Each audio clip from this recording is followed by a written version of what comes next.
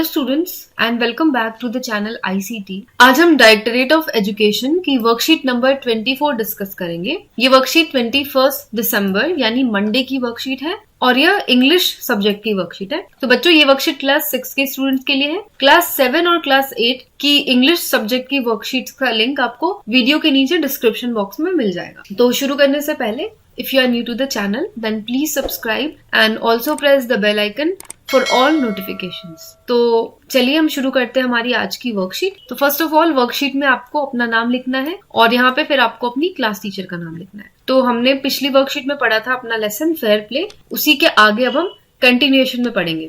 We read that Jumman and Algu were good friend and Jumman's aunt requested for a monthly allowance from Jumman after she transferred all her property to him. When mistreated, she decided to go to the panchayat for help. Now let us read what happened next. तो पिछले worksheet में हमने पढ़ा था कि जुम्मन और अलगू ये दोनों बहुत ही अच्छे दोस्त थे और जुम्मन की आंटी थी जो काफी बूढ़ी थी, उन्होंने अपनी सारी प्रॉपर्टी जो है वो जुम्मन के नाम पे कर दी थी, इस शर्त पे कि जुम्मन उनका ख्याल रखेगा और उनको अपने साथ ही रखेगा। लेकिन कुछ दिनों तक सही चला और उसके बाद जुम्मन और उसकी वाइफ ने उन्हें मिसट्रीट करना शुरू कर दिया, यानी उनके साथ अच्छा बर्ताव नहीं करते थे। उन्हें खाना देने के साथ साथ खरी खोटी भी सुनाते थे, बुरा भला कहते थे। तो जुम्मन की आंटी ने रिक्वेस्ट किया कि उसे हर मंथ कुछ अलाउंस यानी कुछ पैसे दिए जाए ताकि वो अपना खाना खुद से बना सके और अपना गुजर बसर वो खुद कर सके। तो जब जुम्मन ने इस चीज के लिए मना कर दिया तो उन्होंने फैसला किया उनकी आंटी ने कि मैं पंचायत में जाकर के इसका फैसला सुनाऊंगी।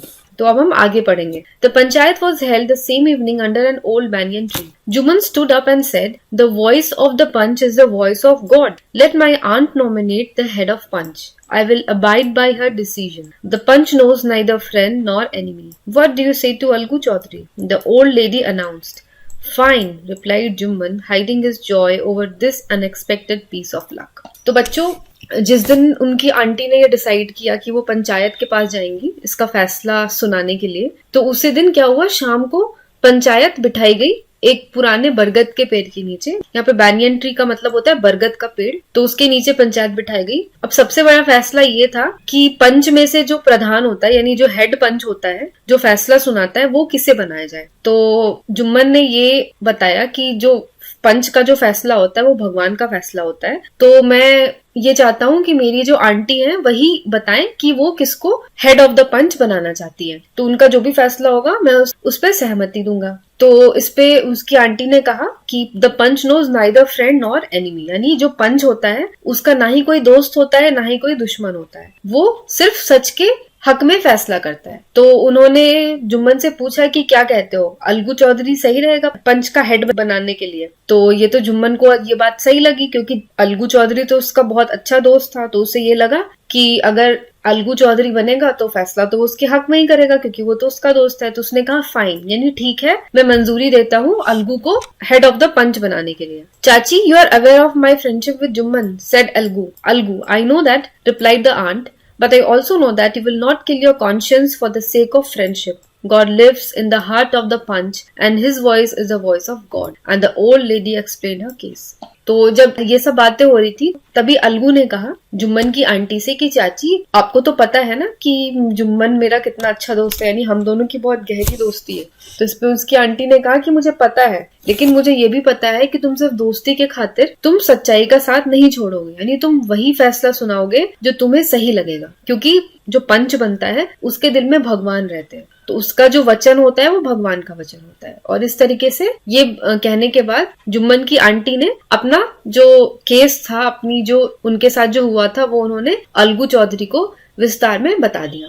Jumman, said Algu, you and I are old friends. Your aunt is as dear to me as you. Now I am a punch.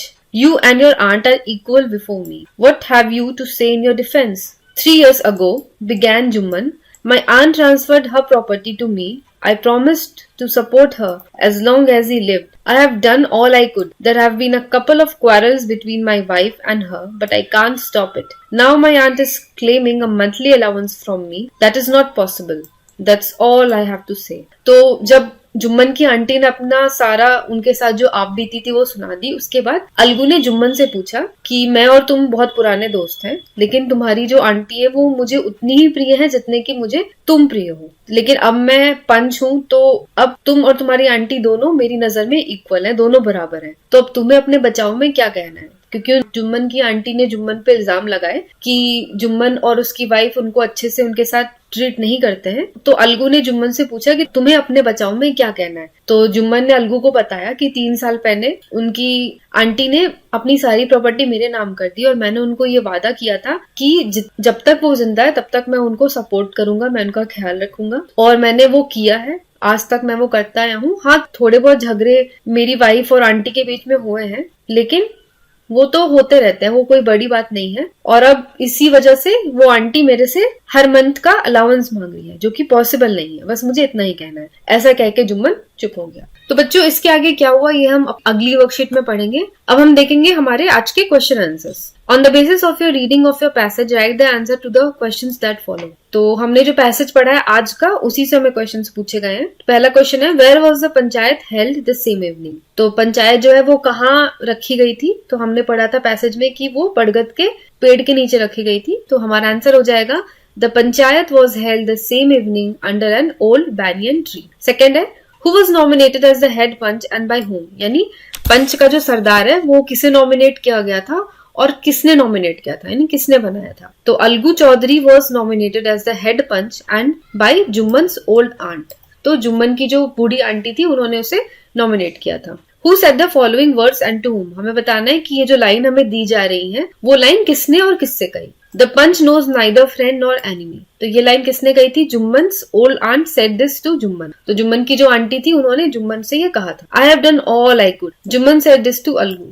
तो ये लाइन जुम्मन ने अलगू से कही थी। What have you to say in your defense? Algu said this to Jumman. यानी ये जो वाक्य है वो अलगू ने जुम्मन से कहा। अगला क्वेश्चन है, choose the correct meaning to the words given. अब ये जो मैं वर्ड्स दिए हुए यहाँ पे बोल्ड लेटर्स में, उसके मीनिंग्स हमें 2 ऑप्शन दिए गए हैं। इन दोनों में से हमें बताना है कि इन वर्ड का सही मीनिंग, ये सही शब्दार्थ कौन सा है। तो डिफेंस, डिफेंस यानी रक्षा करना या लड़ना किसी चीज के लिए। तो इसका आंसर हो जाएगा फाइट फॉर अ कॉज। जो सही आंसर है वो ऐसे रेड कलर के रेक्टेंगल से शो किया गया है। सेकेंड है डिसीजन। डिसीजन का मतलब क्या होता है? अ चॉइस और जजमेंट। थर्ड है कॉन्शियस। कॉन्शियस यानी मोरल सेंस, यानी जो अंदर से आवाज आती है उसे हम कॉन्शियस कहते हैं। तो ये आंसर हो जाएंगे। आप या तो इसे टिक कर लेना, या फिर आप ऐसे बॉक्स बना सकते हैं, या फिर आप ऐसे इसको सर्कल कर सकते हैं, कुछ भी आप कर सकते हैं। तो बच्चों, ये थी हमारी आज की वर्कशीट। ये वर्कशीट आपको कैसी लगी आप मुझे कमेंट करके जरूर बताएं, और आपकी वर्कशीट से रिलेटेड जो भी डाउट्स हैं, जो भी क्वेश्चंस हैं, वो आप मुझे कमेंट में पूछ सकते हैं। तो अगर